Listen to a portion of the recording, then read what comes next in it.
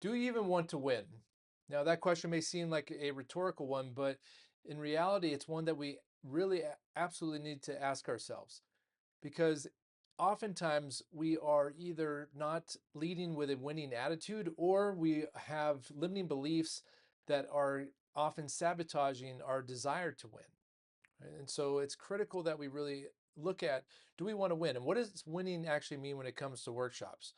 So when I talk about speak, sell, win, I'm talking about using an overarching strategy to amplify your voice, get it in front of as many people as possible, take them on a journey that builds rapport, trust, and credibility, handles objections, gets into agreement, and leads them through a process of understanding their problem, breaking it down to make it simple, and giving them the logical and emotional certainty they need to say yes to moving forward with your solution for them.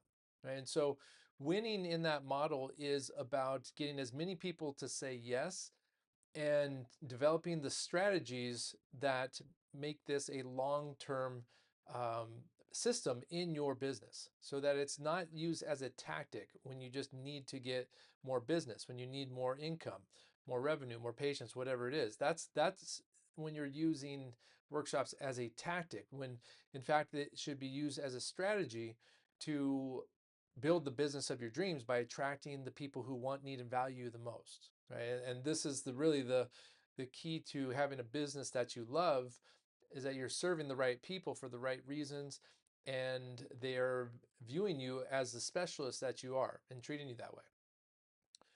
So when it comes to winning and do you even want to win? Ask yourself, really go back to what's at stake is what I recommend because if we ask ourselves that question, what's at stake for my community? What's at stake for my patients? What's at stake for my clients if I don't do this? If I don't win? If I don't succeed? If I don't help them understand that you could be massively impacting their lives? What's at stake for them?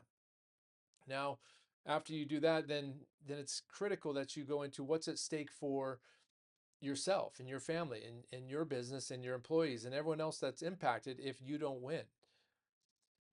That is powerful. However, it's still not typically enough. And so, if you haven't already done that, go back to previous sections where we have the worksheets on, what's at stake. But again, if you don't crush this next piece, chances are you will be on a treadmill going nowhere because it's the limiting beliefs and attitude um, adjustments necessary that will eventually lead you to not winning at all, right? It's the limiting beliefs of imposter syndrome. It's the limiting beliefs of I'm not deserving, right? Many times, especially if you're a provider or other individual who is deeply empathic and cares about people, other people, and you're a giver, many times you don't have the receiving hand readily available to receive.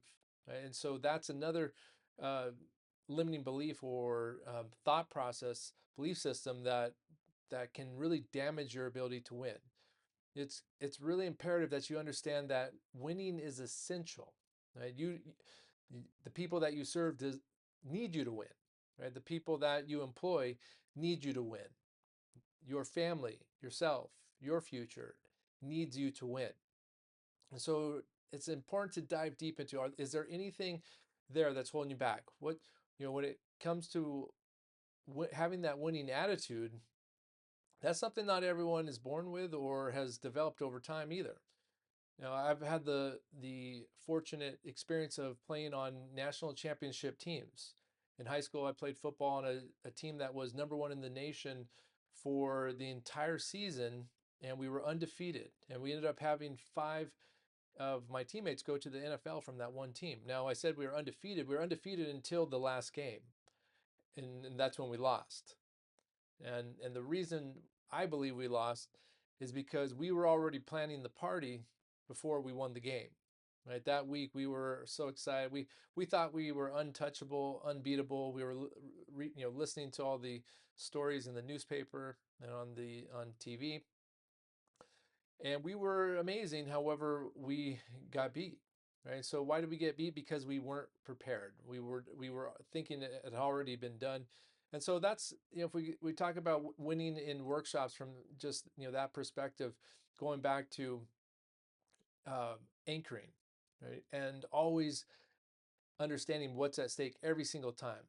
When we anchor ourselves to the mission, to what's at stake, and we get into that zone, like a professional golfer or other professional athlete, we get into that zone prior to each workshop, then we're going to be much more likely to win every single time. Right? So that winning attitude, though, believing also that you're the best, right? It's important to have that belief, even, and then to train, of course, right? So are you training? Are you reviewing your material? Do you know absolutely every single slide? Has every single slide earned its way onto that presentation deck? Do you know all your transition statements? So are you training like a champion as well when it comes to speaking?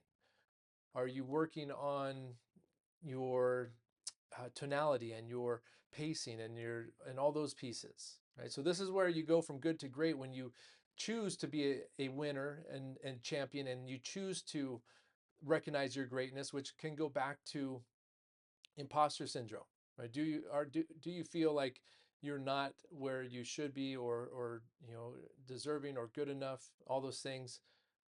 But if you've been doing this thing for a long time, or even if you haven't been doing it a long time, but you're great at it and you're great at it, then it's important to breathe into that and really accept that, right? Because people need you to show up as that champion. Right? And sometimes we might have challenges tooting our own horns, and it's not about being arrogant, but it is about being firm and present for people, right? So that you can stand there in the awareness of all the value and potential transformation that you and your service represent for those people, right? So having that mindset of a champion.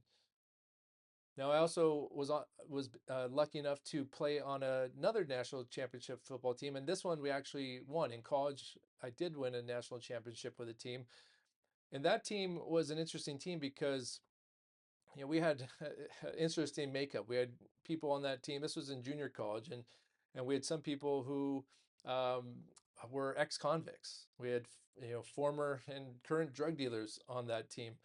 When the offense and defense were at practice, we practiced separately, and then we came together, and we would fight amongst each other. It was pretty intense. But when we came together on game day, because we had such amazing coaches, we were able to go undefeated. We actually did go undefeated the entire season. And one of the things I learned from that experience was that, um, well, two things from losing a national championship to winning a national championship was that, hey, we can't win every single game, right? Not every single workshop is going to be amazing. There's going to be times where you have goose eggs, where you don't score any points, right? Where no one signs up. You think you did amazing, you prepped and you did everything, and no one signed up. And it's important to do two things when that happens. One, try to be as objective as possible, and ask yourself, okay, what could I have done differently? Was there anything in my intro, in my body, or in my clothes that didn't work well? Was there anything I said that potentially offended anyone? Why did no one sign up? But then the other thing is to recognize that there's going to be times where just the audience wasn't ready, right?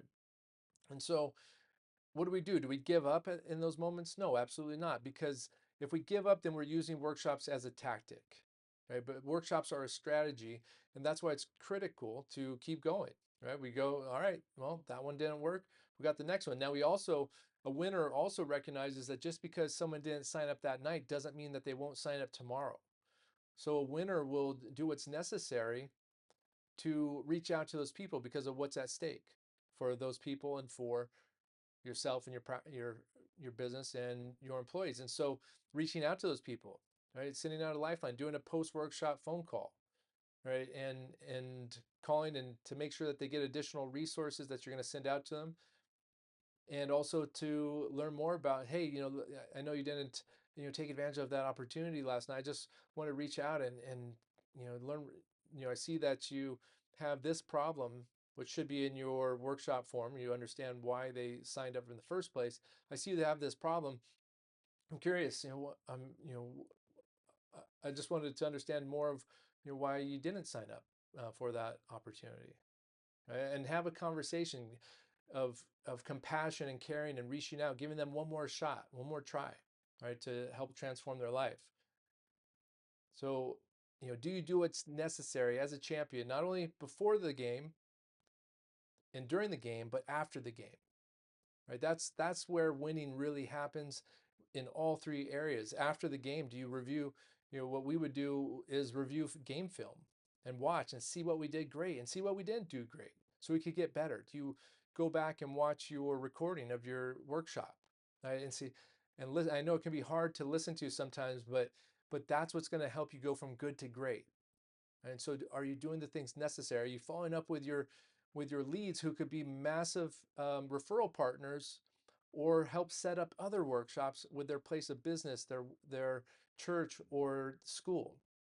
See, these are the things that it really takes to win with workshops, because you're not using it as a tactic, you're using it as a strategy, and you're going the extra mile before, during, and after your presentation.